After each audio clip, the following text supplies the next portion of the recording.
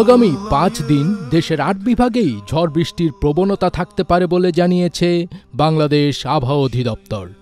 মৌসুমী বায়ুর প্রভাবে দেশের ৮ বিভাগেই অস্থায়ীভাবে দমকা হাওয়া সহ ঝড় বৃষ্টি ও কোথাও কোথাও ভারী বৃষ্টিপাত হতে পারে বলে জানিয়েছে সংস্থাটি।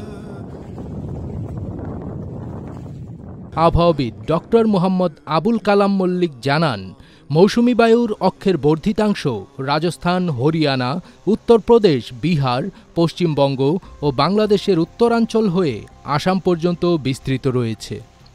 এর একটি বর্ধিতাংশ উত্তর বঙ্গোপসাগর পর্যন্ত বিস্তৃত।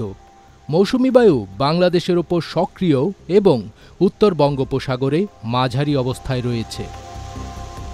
তিনি আরও জানান, রংপুর, রাজশাহী, ঢাকা, খুলনা, বরিশাল ও চট্টগ্রাম বিভাগের অধিকাংশ জায়গায় এবং ময়মনসিংহ ও সিলেট বিভাগের অনেক জায়গায় অস্থায়ীভাবে দমকা হাওয়া সহ হালকা থেকে মাঝারি ধরনের বৃষ্টি অথবা বজ্রসহ বৃষ্টি হতে পারে।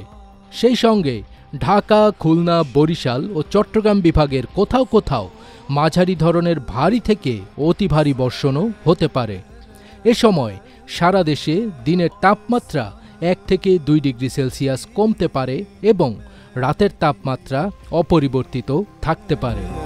আগামী কয়েকদিনের জন্য দেওয়া পূর্বাভাসে আবহাওয়া অফিস জানায়, ঢাকা, খুলনা, বরিশাল, চট্টগ্রাম ও সিলেট বিভাগের অধিকাংশ জায়গায় এবং রংপুর, রাজশাহী ও ময়মনসিংহ বিভাগের অনেক জায়গায় অস্থায়ীভাবে দমকা হাওয়া সহ হালকা থেকে মাঝারি ধরনের বৃষ্টি অথবা বজ্রসহ বৃষ্টি হতে পারে।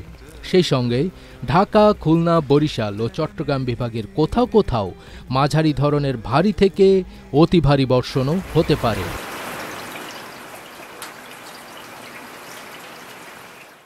ফজবির তাজ, এটিএন বাংলা।